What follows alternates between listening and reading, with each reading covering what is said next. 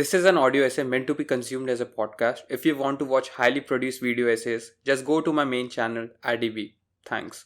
Okay, I've already made 2 videos on this channel sharing my opinion on Sneako and one parody video on my main channel. I thought this was it on any content that I will make on Sneako, but he just got banned on YouTube. So I really need to share my views on it because you guys are genuinely going to agree with me here. YouTube just deleted Sneako's both main and second channel of their platform and permanently banned him off YouTube for lifetime. I think this is the worst thing that could happen to a creator who grew up making videos on here for a living. But let's be real. We all knew this was going to happen sooner or later. I will divide this essay into 3 parts. Part 1 would be what YouTube did wrong. Part 2 would be what Sneako did wrong. And part 3 would be what Sneako did right.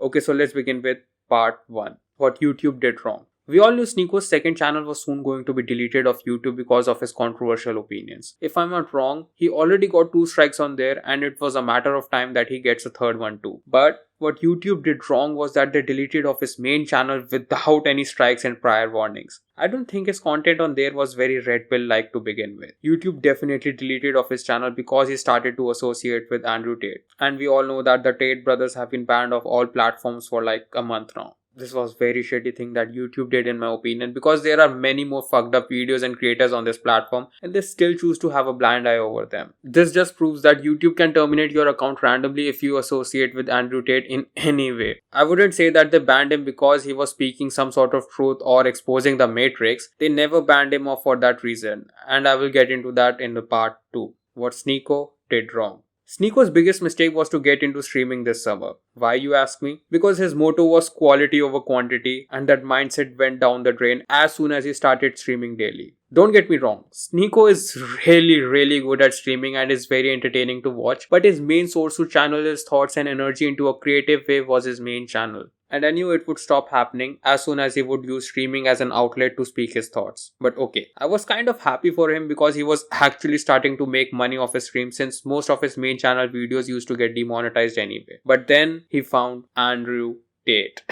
I know Sneako has had such views about how people are mainly bots. It has been clearly said by him in his series How People View You. But what went wrong was that he got too much into this red pill culture and started to question and hate everything. Now, I know questioning everything is not bad. You should always be curious about why things are happening the way they are. But it went too far when he started to spread this message that Coco was a hoax. Many people lost their lives through that pandemic and a YouTuber with a million subscriber reach saying that it was all a hoax by the government was definitely going to get his videos taken down as misinformation. He knew it would happen and yet he kept on saying shit like this in the name of being woken up. Also, don't forget the fuck YouTube and fuck Susan rants he used to do. He really wanted to help people get out of the Matrix, but little does he realize that people do not care about his views on the women and the society in the end of the day, and all his subscribers will grow up and get out of this phase real soon. Just what happened with Leafy's hair and Rice Gum's toxic audience. He never realized that the new audience he got from going viral on TikTok doesn't really care about him or his channel. They will find another streamer to entertain them once they get bored of him from saying the same type of shit again and again. In fact, the viewers who actually cared about him stopped watching him as soon as he got too overwhelming to watch in his streams and in short became an Andrew Tate fanboy.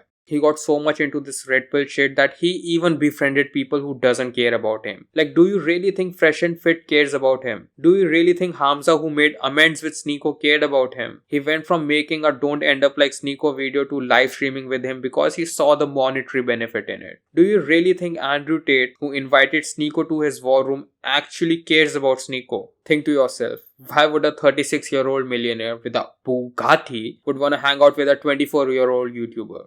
He only invited Sneako because him and his brother got banned off every platform possible and Sneako was the best option for him to get him more audience to his new streaming platform, Rumble. Do you think Andrew Tate would care about Sneako 5 years down the lane? I think Sneako was the best when he used to hang out with Steezy Ken, not gonna lie. I used to watch him live stream for 200 people back in the days with Steezy and review his Patreon's content. And those streams were 100 times better. I don't think he realizes that the millionaires he has been preaching lately only cares about themselves. And the people who he has been shitting on are the ones who actually watch his videos, which eventually made him money. He does not realize that he literally sabotaged his creative career with his streaming and unapologetic negative views about people. Like, what does he think is going to happen? All his audience will ditch YouTube and follow him to Rumble or Twitch? I mean, it's a matter of time he gets banned on Twitch as well. Oh well, as I'm writing this, he just got banned off Twitch too. Told ya. Even if he managed to make 100k people join him on Rumble, do you really think they will keep watching him 2 to 5 years from now? Do you think people are actually going to abandon YouTube?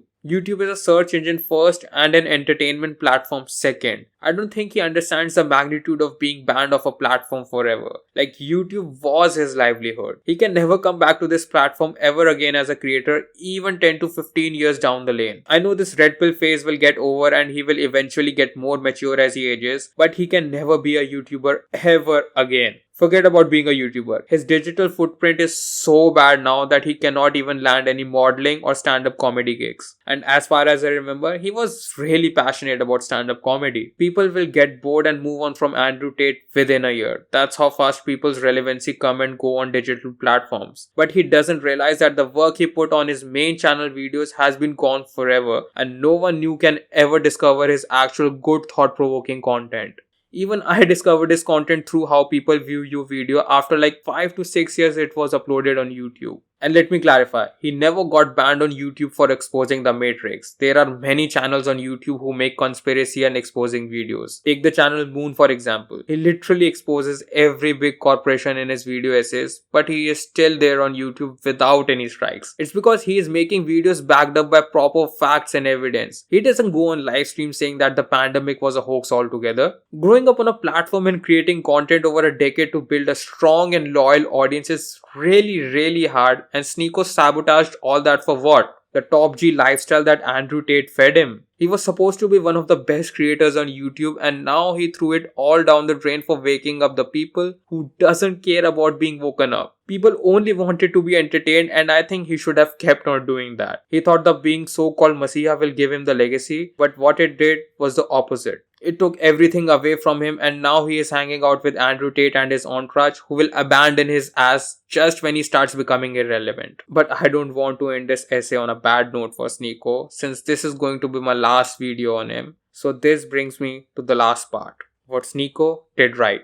Sneako has done many questionable things in his career till now that I'm too afraid to even tell the girl I'm talking to that he is one of my biggest inspirations to become a creator in the first place. But if she were to ask me about my favorite creator 6 months ago, Sneako would be up there in top 5 easily. I think Sneako gave inspiration and birth to many new Gen Z creators through his videos and empowered them to express their views in a creative way. He inspired us to push ourselves to create quality content by working on our storytelling, camera work and editing. He was every YouTuber's favorite YouTuber and instilled a I don't give a fuck attitude among his fan base, which was very helpful for a generation growing up with countless insecurities and peer pressure. He was probably the biggest reason why I switched from making vlogs to making video essays on my main channel. And I'm not gonna lie, he is the reason why I made this second channel as well, because I used to preach the quality over quantity too. But when he started streaming, it gave me a reason to make this channel so I can speak my mind freely without caring too much about quality all the time. The only difference is I write down my thoughts and take time to think while making audio essays on air. But Sneako never took a step back to think while going on these streaming rants, and that's where his downfall happened. If he took some time off social media to sit alone like he used to do back in the days while making good thought-provoking content,